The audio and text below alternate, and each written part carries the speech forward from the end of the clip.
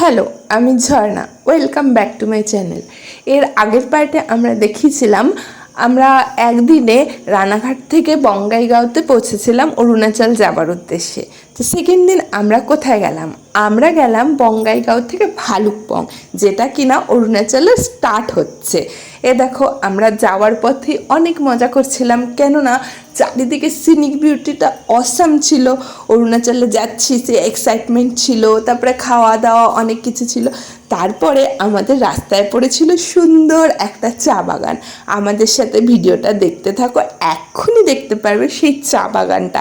সেই চা বাগানে আমরা অনেক অনেক অনেক মজা করেছিলাম। তারপরে পৌঁছে গেছিলাম ভালুকপং। এই দেখো, পৌঁছে গেছি সেই চা বাগানে। এই চা বাগানটায় পৌঁছতে সন্ধ্যা সন্ধ্যা হয়ে গেছিলো, এই 4:30 নাগাদ। তো খুব মজা করেছিলাম, অনেক রিল বানিয়েছিলাম। চা বাগানটা অপূর্ব ছিল। এই যে আমাদের গুড়ি মেম্বার, সবচেয়ে ছোট্ট একটা মেম্বার গেছিল আমাদের সাথে, 2 বছরও হয়নি। তারপরে অনেক রিল বানালাম, আমার ছেলে অনেক মজা করলো। তারপরে আমরা বেরিয়ে পড়লাম ভালুকপংয়ের উদ্দেশ্যে। ভালুকপং পৌঁছতে পৌঁছতে রাত হয়ে গেছিলো, তাই সকালবেলায় খুব এক্সাইটেড ছিলাম। আমরা ছিলাম ভালুকপং টুরিস্ট লজে। দেখো, রুম থেকে বেরিয়ে যে সিনিক বিউটিটা সকালবেলা দেখলাম, মানে সেটাকে আমি মুখে এক্সপ্লেন করতে পারলাম না। তোমরা জাস্ট দেখো, মানে কি বলবো, সকালবেলা যখনই কটেজ থেকে বেরোনোর পরে যে বিউটিটা দেখলাম, জাস্ট মনটা ভরে গেল।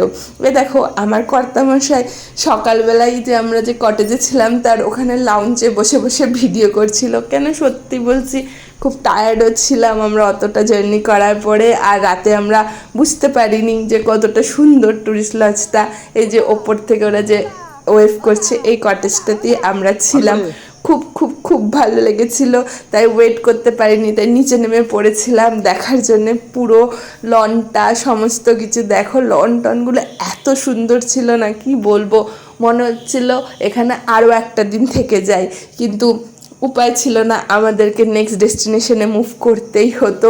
তার আগে যতটা পারছিলাম এই টুরিস্ট লজের ভেতরটা ঘুরে ফিরে আনন্দ করছিলাম, এনজয় করছিলাম, নেচারটাকে আরও বেশি উপভোগ করছিলাম। এই যে আমাদের গাড়িগুলো এখানে পার্ক ছিল, পার্কিংয়েরও খুব ভালো ব্যবস্থা ছিল।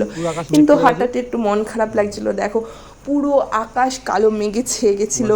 তো বুঝতে পারছিলাম না আমাদের বেরোনো হবে কি না, আমরা কি নেক্সট ডেস্টিনেশনে সেদিনকে যেতে পারবো কি না, আর ভালুকপংয়ের নদীটায় যেতে পারবো কি না, দেখতে পারবো কি না, সেটা জানার জন্য আমরা আদৌ যেতে পেরেছিলাম কি না, নাকি সেদিন ভালুকপংয়েই থেকে গেছিলাম, সেটা দেখার জন্য অবশ্যই অবশ্যই আমাদের নেক্সট ভিডিও অবধি থাকবে।